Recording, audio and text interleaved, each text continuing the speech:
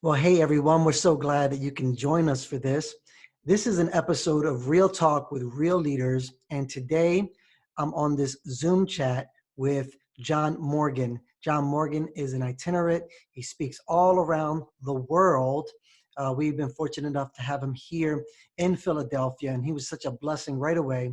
He's just a leadership guru. He just knows a lot of things about a lot of things. And he's been touching base with so many different leaders. I thought it would just add so much value if you were able to hear him today. Just ask him some questions and let him loose. So good to see you, John. Good to see you, Jamie. Always good to be with you.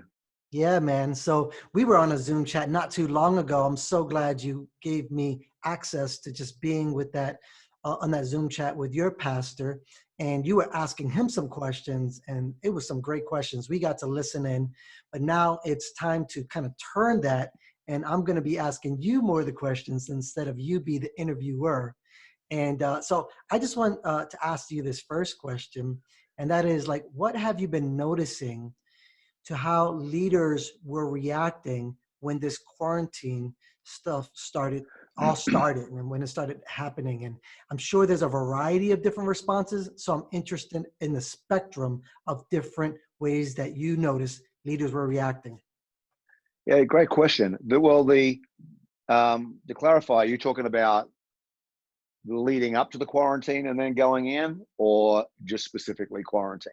When it kind of happened where now church and all that dynamic changed where they can no longer meet together, and so now the social distancing groups couldn't gather larger than a certain amount, and so that's when I think we would see the most reaction out of leaders based on how that would affect their services and things like that. Yeah. A couple of responses. So I think as we started to become aware that this was the potential, I think there were many people who were in their head trying to work out, and I know I did this with leaders. So for instance, it was a church of 600 people, and I think the numbers went down to you couldn't gather more than, I want to say it was like 150. Right. So that was like, well, that's a no-brainer. Let's just have 5 services, have 150 people in a room, allow a turnover so you can clean the room out, and you can still run church and still do 5 or 6 services on a Sunday instead of 1. And so no big deal. I think that was like on the Monday. Mm-hmm. Then as the week progressed and the news and media and understanding how contagious this thing was, and then just social pressure, not even government pressure, just social pressure of people like, should we meet? Some leaders were making really rapid changes on that. Right. So they went from Monday to, we can have 5 services, to Wednesday, well, maybe we should have 5, but maybe we should do online, to Friday. We're all online. Let's just go online. Let's just gather. Not gather, let's just gather online. And so I think it depended on how that stay in place, shelter in place, lockdown, whatever. I think it depends on how that was implemented in the community. Right. Because it went from 150 down to 50 down to 10 down to don't move. And so I think most people were responding to a little bit of that. Some guys went into broadcasting very quickly. Mm-hmm. Others took a little slower. I know in Australia, I have friends of mine over there, and you could just see them. Their attendances per service got less and less and less. And some of them were just like, we're just going to do this anyway. We're going to meet anyway. We have a right to assemble. No one can shut us down. We are the church. We're in faith. I think there were some people in that mode. I don't have too many of my friends that were in that mode. I know some people I know that were in that, but not too many people that I was in relationship with. Because I think that most people saw the lack of wisdom in that. But it did create a bit of an us and them mentality, online. I had a friend of mine in Calgary, and they're probably running, close to 2,000 people. And so we talked, what should he do? And I was like, man, I just go online. At that point there, they didn't have a shelter in place. I think they could have up to 150 people. So he was toying with the idea of whether to do services or not. And, and I was like, man, you only need to get hold those services and have a few people get infected from service, Mm. and you've opened up a can of worms for, yourself and for the families affected by that. Right. So it just seemed like it was um, more wisdom to not have church and to go online rather than fear. It was never about fear.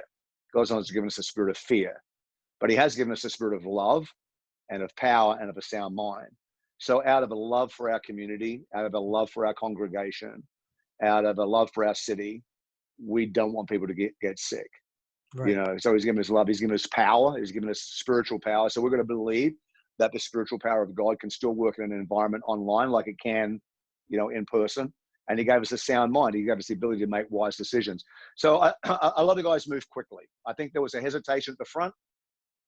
I think once they started seeing the potential numbers of what could happen, I think people moved very, very quickly, and probably spent about 2 weeks on average, church, scrambling Right. for an Adjusting. online presence, Yeah. and then saying, okay, how do we now do ministry? Not about just how do we do a service, but how do we actually do ministry in this new environment? Well, that's the next question I had for you. Are there any brilliant new ideas that you're aware of as you've been talking to people or watching what they've done that has emerged as a result of how now they're able to reach their church and the community as well? What kind of things did you notice? I don't know if anybody's done uh, a new idea. They've probably just done an old idea that they should have been doing anyway, digitally. Okay. Hmm.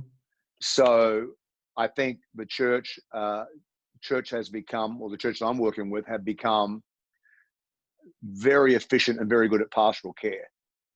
And it probably exposed a weakness in their pastoral care systems prior to, the challenge that we're facing now. And so, I had a friend of mine who's got a church of 7,000, and they had 33,000 people on their database. And as a leadership team, they called every one of those 33,000 people personally to see Wow. how everyone was doing. And so they moved into this like ultra, pastoral care model of we need to call, we need to connect. And so, they did some training on how to make a phone call. They did some a script, what to read, what questions to ask, and then some good data gathering. This is the family. Here are their responses. These are their needs. How do we need to respond? So I think churches became a lot better at that. And if there's churches watching this time that we've got together today, what you need to think about as far as pastoral care goes is that any time of a crisis, there's an initial pulling in of everybody. Hmm. And then what happens is everyone focuses on that. It almost like a false positive. There's a pulling in. And then if you don't deal with everybody, then the extremities of the church will drop away. So the best way to think about it is take out the coronavirus, but that's a good example of what's happened. Okay. Or say a pastor commits immorality, the pastor dies. Um, uh, I worked with a church once where the pastor got a brain issue and was in a coma for 4 weeks. So it's crisis. Boom, the rock hits the pond. Hmm. Rock hits the pond, and the water all around the rock gathers up. And you'll hear people saying things like, man, it's never been this good. Our unity's better than ever. Our giving's doing great. Man, people are plugged in. This doesn't seem to have affected us at all. Wow. Pretty much every situation that I mentioned that I've dealt with over 30 years of ministry, that's the initial response. Hmm. People are plugged in. There's a greater unity here. I remember calling a church in New Zealand. This is probably 25 years ago. Their pastor had committed immorality, was, kicked out of the church. New guy took over. I was following him up, and he's like, man, it's never been as good. Everybody's on board. Our services are bigger than ever. I was like, dude, that's a false positive, Mm. because everyone gathers in. And what happens is, because you don't move your care to the edges, the ripple effect goes out. and there's people being impacted right out on the edges. And where does it stop rippling first? It stops out here. Right. And so the ripple stops out here. And if these people aren't met or counseled or ministered to, they actually fall away. Wow. And you start losing people on the edges. And most of the time, because you're so focused on here, you don't notice you've lost anything out here until it's really close to the center. So would you say that when we normally are operating, that we are sort of sensitive to what's in the edges, but then when the crisis comes, we're sensitive to what's closer to the core? No, I think when we're normally operating, we probably don't care for people enough anyway. Okay. I Well, don't think so that I don't think we communicate or connect with the broad base. You know, I know churches that'll clear their database out every 4 or 5 months because they want to make sure they have accurate numbers on the database. I'm like, mm, dude, it's not a number, it's a person. You know, and mhm, even though that person may have not been there for 5 months, just connect with them every 3 or 4 months. right, Like, I think the church is the only organization on the planet where they don't think that names, addresses, phone numbers are gold. right. Yeah, every other Facebook makes its money out of your information. right, Instagram, they don't have Facebook's not out there for a love of connecting people. right, They like to sell information, and we have all this information to connect with people, and I don't think we mobilize people enough. And what happens when the crisis hits, we tend to just do what we've always been doing, mm, which is minister to the core, wow. you know. So what do you say we do then as we're being brought together and there are some unifying things that are taking place, but what do we start doing now so that it's sustained long after this crisis kind of Yeah. dissipates? So you know when it gathers in, it's good, but you can't relax. Right. You don't want to be like, man, it's all good. Our offerings are good. Our numbers are good. You know, we're watching more people watching online than ever before. And then you just get into a relaxed state, like you can just coast. Now, in those stages, you got to realize this is an emergency. This is and so then you need to be, okay, let's just say you've got 1,000 people in your church and 1,000 people in that database, names and numbers, rather than saying, okay, Jamie, you're going to ring 20, John, you're going to ring 20, you know, Harry, you're going to ring 20. And then I say to you, which happens all the time, how's your pastoral care going? You go, man, it's great. We've dispersed and this happened to me just the other day, actually. We've dispersed it out. Jamie's got 20 and John's got 20 and Harry's got 20 and Mary's got 20 and we're all making calls. And so then you ask the next question, which is, so how many calls did Jamie make? If you can't answer that question, how many calls did John make? And when John made those calls, how many people did he talk to? And what were the responses? What were the needs that came out of that conversation? Mm-hmm. That's the kingpin there. Not me giving you 20 names to call, Right. because inevitably, and this has happened prior to the crisis, you know, I'll go to you, hey man, how'd you go with your calls? Oh, bro, it's just such a tough week, you know, man. I just had no time and I didn't get any of my calls in. And that's where measuring comes in, because then you know, okay, I distributed 100 calls and 10 were made. Right. So in this time, in that huddle in the crisis, you want to make sure you're measuring everything. Right. You want to have a report on everything. You want to measure everything. You want to manage everything. It's a little bit like, you know, they say, you know, if it's not on Instagram, it probably didn't happen.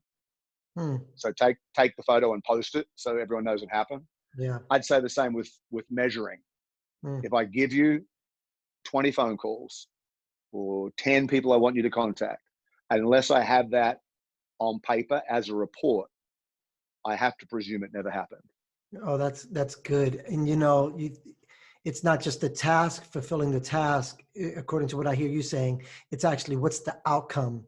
And the outcome is like you could have fulfilled the task by making those 20 calls, but the outcome would be like 10 people actually responded and you were able to extract needs from that we can do something with that information. Is that kind of Yeah. what So that? yeah, and to make you accountable, Mm-hmm. because I could say, yeah, I made the 20 calls. Okay, Right. what does 20 calls mean to you? Well, Yeah. 20 calls mean to you, I called, Hmm. No one answered, and I just hung up. But I made the call. Right. Right. Check off the So list. yeah, check off the list. If I'm just doing a task, Right. check off the list. No, we don't want you to do a task. We want you to make communication. So then you can define what the communication is. So the communication be base level. I left a voicemail. Base level. I sent a text message out. The next level is I called, left a voicemail, asked them to call me back. They called back, and we talked. You've Yeah. got to have these different. And when we talk, everything's fine. They're doing really good. They have no needs. But we want to know where they're at, because it may be they're talking to them. And this has happened before in conversations. How you doing, Jamie? Now I'm doing phenomenal. Cool, Hmm. man. That's really good. How's things impacting you? You guys really doing well? And this is where discernment comes. Yeah, man, we're just doing amazing. And so we keep chatting, and you feel like, yeah. So you're sure, man. You're sure that everything is really good. Right. And then after 20 minutes, sometimes you could be like, well, to be honest with you, I lost my job this week, and sort of Yeah. Yeah. trusting God for a meal this weekend, and then Mm. we want to help you. Then we can mobilize our team. So sometimes it takes a little bit of digging. So if all I'm doing is making the call, ticking the box, and not knowing you, then I haven't really partially cared for you. No, that's good. And, I agree with maybe not too many new ideas have emerged, and there might be some that we hear about along the way, but really establishing the foundation and fine tuning some things. We've probably said, okay, we can't do all these things now, but we can really focus on these things well. And that's what probably people have done. And there's a lot of unity efforts that have been happening. Yeah. To your point, it should have been already happening, that these pastors should have been talking and interacting and doing those things, but this crisis has brought us together. And I'm thinking through what you're sharing, and how do we make that sustainable and not just a moment in time based on the Yeah. circumstances we're in. Yeah. And I think a couple of other innovative things that people have done is, they do their church broadcast, and then they open up Zoom chat rooms Hmm. for like an after party after service, and they have different leaders' names that are on the list that people can click on and go to the Zoom party. If there are churches that are watching this that are broadcasting, then I'd probably suggest, from what I know, there may be better platforms, but going to the church online platform. The church online platform comes out of Life Church, and that just gives a better interactive feel than YouTube or Facebook, Hmm. the regular broadcast. And then on that, you can have your prayer rooms where people go for private prayer, and you can have people communicating online. And then you can set up, okay, click here to go to Pastor Jamie's after party, click here to go to Pastor John's after party. And then people can go there. And sort of like, it's more like hanging out in the lobby Yeah. Yeah. after church. You get to talk to people and spend some time with people. And so that's a fairly innovative idea. There seems to be a lot more, and it depends on the community you're in, of the local government asking for the church's help. Right. So we're finding ways that we can be helpful to our community. Yeah. And that's innovative, being able to do that. So beyond just our congregation, how do we actually begin to help our city or help our officials in this time? So that, I think that's a brilliant idea. Now, And maybe even thinking about, sorry to butt in, but maybe even thinking about how you do leadership in this session. So like in normal, it's we break our teams out. We've got an ushers team, we've got a greeters team. Excuse me, we've got a team doing communion. Well, you don't need all those people now. So maybe just bring your team in. Okay, we're going to do communications and we're going to do care. right. And mobilizing all those people that were normally volunteering into one of those volunteer pools, Yep. Yep. and some life group leaders. So you don't want to lose your volunteer base in the season. You want to keep your volunteer base high, but Yep. you have to take the people that were volunteering doing security, Yep. following, people around at church. Maybe those people right now can be running a connect group, or they can be making some phone calls, but you want to keep your leadership, your volunteer base strong. Right. So we're simplifying, but we're strengthening what we're simplifying. But I will tell you this: I had a guy who they posted up a picture uh, for a family that was watching on Sunday, and he was an online armor bearer. He was standing right next to his TV as he watched me there, making sure none of his kids touch the TV as I was talking. It was so hilarious. I was like, "Are you kidding me?" It's so funny, dressed up in That's everything. cool. So, but this is something that's a little bit more sobering. But I wanted to ask this question: is that what type of churches or organizations do you believe are not going to be able to recover or won't recover from this? Um, that's a really good. I've not really given any thought. I would presume it depends on how long we are in shelter in place, Hmm. how long this goes.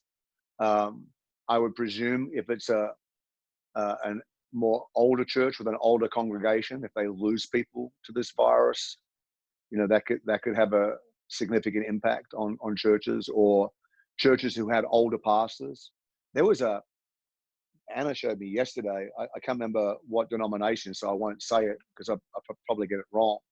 But there was some. They had a photo of like 10 bishops or 10 pastors that had all died of COVID Wow. 19.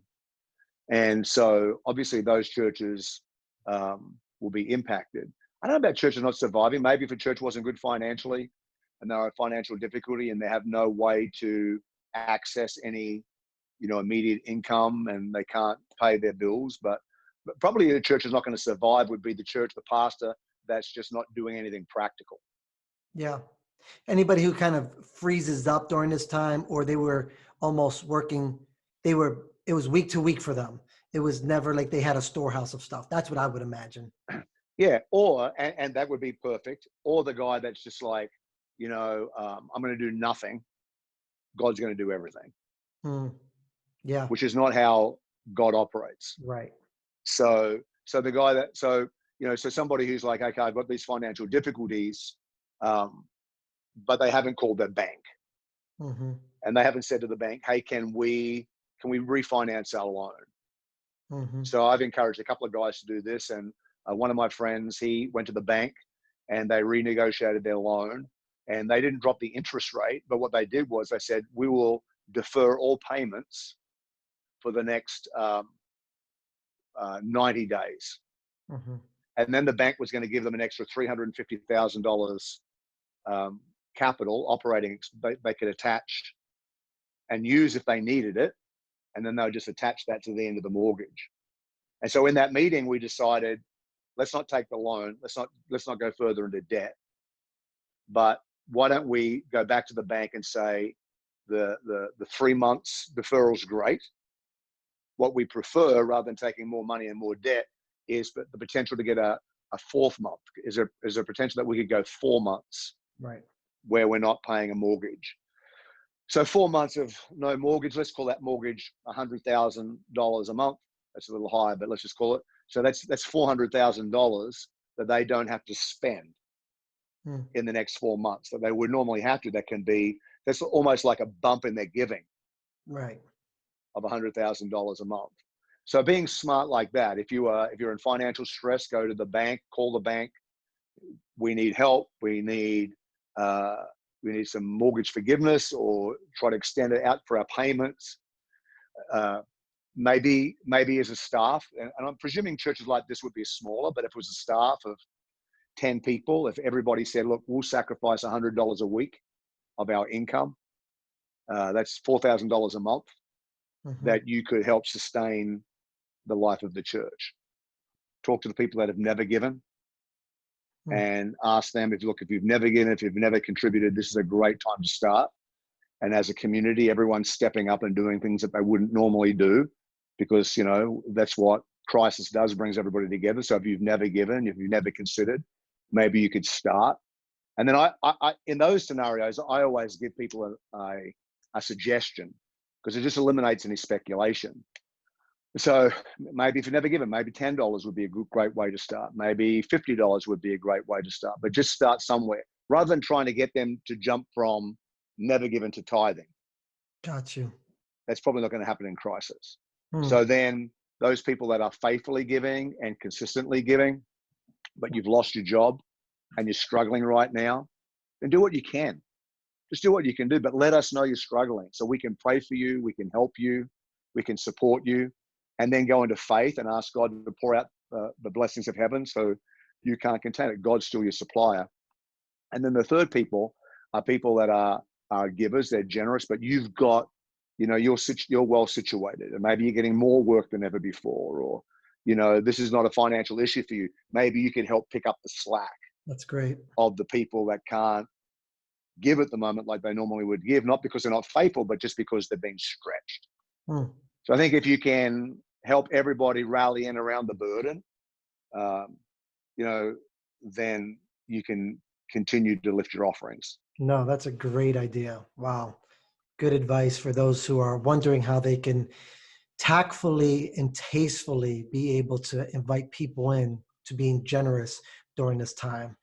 Now, last Or question. so like one other thought on that too is then you can also go to, if you're really struggling, go to your 10 top givers, try to find out where your shortfall is.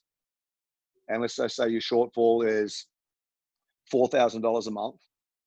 Hmm. Go to your 10 top givers and say, hey, is there any way that you could um, lift your giving $100 a week for Hmm. the next 3 months? Mm-hmm. And so it's $1,000 a week, it's $4,000 a month. You could catch a shortfall just by doing the math and then just going out and asking people, what they can do. And if you've been in a scenario where your staff have taken pay cuts or you've had to trim the fat, then you can let them know this is what we're doing. Can you come to the party and help us? Great idea. Yep. Uh, So the last question that I have for you is, what will be the top 3 pieces of advice that you would give to church leaders? There's church leaders that might be listening to this. And in this hour, I know you probably have a lot more than that, but maybe top 3 things that you would share with leaders to be doing in this time. Immediately, without any hesitation, I would say, especially leaders in big cities, develop a grievance plan Hmm. immediately, like today. So when this hit and we were walking through that little process of should we still meet? Should we meet? Let's go online. And then we went online, and then we found out we weren't as good online as we thought we were. So we tweaked it the next week, and we were a little bit better, but we still weren't as good as we were great, and we're a little bit long. And should we do 10 services? Should we do 3? Should we run on Friday?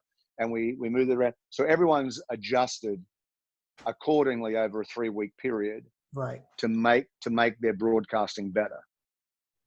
If you have if and I pray it doesn't, but if we have the escalation in the United States that the government is predicting, which would be up to 200,000 deaths in the next 2 weeks, that escalation is going to be devastating. That's why they're all saying brace. That's why the president's saying, I hope it doesn't get there. I pray it doesn't get there, but you need to brace. Because over the last week, people have been dying at around about 1,000 people a day. Hmm. And so I think, I didn't look at the figures this morning, but it was like close to 9,000, probably at 10,000 today. So from today to 2 weeks, if that went to 200,000, which we pray it won't, that means that very few churches are not going to be impacted with somebody in their family grieving. Right. So if it got really bad in Philly around your area and you ended up with 10 people this week who Hmm. had a grandma, a granddad, a mom, my wife Anna was talking to a girl online. She actually called her on the phone, but she connected online on our broadcast, whose dad just passed of coronavirus and her mother's in intensive care Wow. with coronavirus.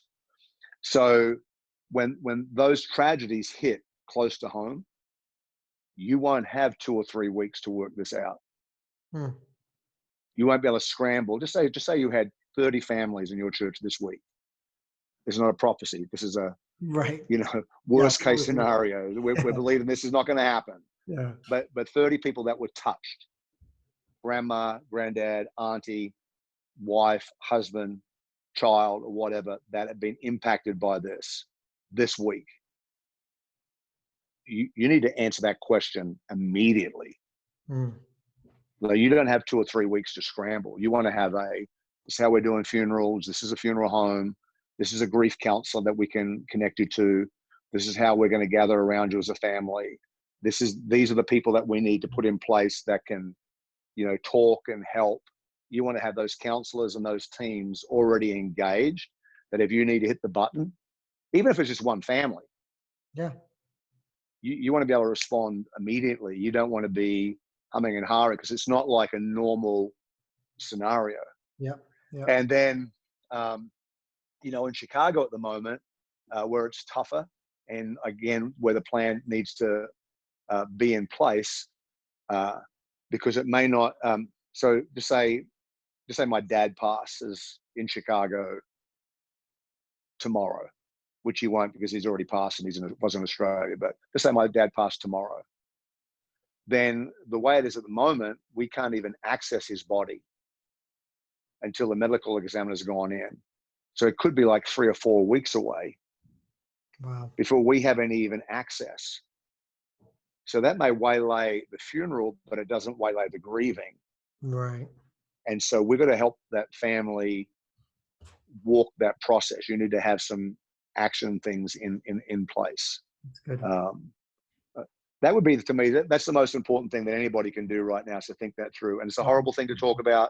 It's a horrible thing to think about. That's not normally my DNA. I want to talk about, happy stuff, but I think that we need to have, and hopefully, God willing, that we'll never have to use that. It'll never have to be in, but you don't want to. It's better to have it, not use it, Right. than to need it and not have it. Right. I would say that. And then I think with the pastor is keeping their leadership team up, and making sure that they're following up on their key team members and how they're doing, at isolation, and being at home, and leading the way in joy, leading the way in peace, leading the way in faith. They don't want to be talking about how hard it is and this is difficult, and Right. you got to get your head around this is more inconvenient Yeah. than difficult. Right. Like the shelter in place thing is inconvenient, Right. but it's not really it's not persecution. Right. I have a friend of mine in Australia who has motor neurons disease, ALS. You call it Lou Gehrig's disease. He was diagnosed 7 years ago. So there's no cure. He's already defied the odds. They told him 4 years ago he'd be dead. So he's defied that by 4 years. It's still strong.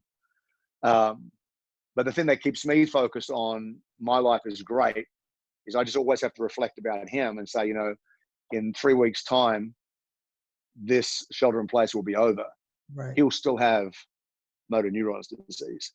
Right. There's people in hospital today with cancer. There's people who've just been diagnosed with leukemia. There are people that are going through absolute abject poverty and pain, whose life didn't go on pause with the pain once we went into shelter in place. Right. And we just allow those, those like mind monsters, those demons to get into our head. And this is hard. This is, I can't go out. And, as a leader, you got to lead the way on. We can get closer to God. We can read our scriptures. We can, we can be online talking to people, and we can connect like this through, Zoom calls, or our family, my mother-in-law, father-in-law, my brother-in-law, my wife and I, we got on House Party, the House Party app. Yeah, we just and it's got games. Have you done the games in there? No, not yet, but yeah, I heard about that. Yeah, it's fun. So we spent 2 hours the other night, and my brother-in-law's in San Francisco, my parents on the other side of town, parents-in-law on the other side of town. We all just gathered, and it was a fun, couple of hours together. So just make the best out of it. I think that pastors have got to lead the way. Yeah. And do you have one more besides that? So the grievance plan, and the second is what you just shared. And do you have something? I would just say ask for help. Mm-hmm. If you need help, to ask for help. There are plenty of people around connected to, you've asked me to do an offering. Other people have asked. I preached for a guy in Canada this weekend and recorded a message for him. Preached in Canada. I've done some. I did the offering at City Church Chicago this weekend and recorded that. We've done some Zoom calls. I'm actually setting up in this next couple of days to work with youth pastors and make sure that the youth ministries are doing their job really well and are really thinking through what they're doing at the moment. So we do some Zoom calls of hosting with youth pastors, getting connected. So I'd say reach out to some leaders, reach out to people like you if they're a part of your network. Then you could do a staff meeting for this staff. Yep. And you could do a staff meeting a day for 5 different churches. You could do a couple a day. So if you've got people that are connected with you and that are, man, we just really need some input. The Zoom calls an easy fix, and you can be in their staff meeting, helping staff and downloading and encouraging. Yeah. So ask for help if you need it. Don't hide behind the fact that there's no one out here. I'm all alone. Right. Yeah. If we look at the limitations, then we overlook the opportunity. And what you have been sharing is just the opportunity, and to be very conscientious of all the different dynamics that could happen. And so be very strategic about this, especially during this time. So really appreciate that, John, all that you shared. I think a lot of value was added to people that listen to this. I'm sure the wheels are turning, and if I wasn't talking to you, I'd be taking notes. So I'm just hoping that I'll review this and take a couple of notes, because you always have a great perspective to share.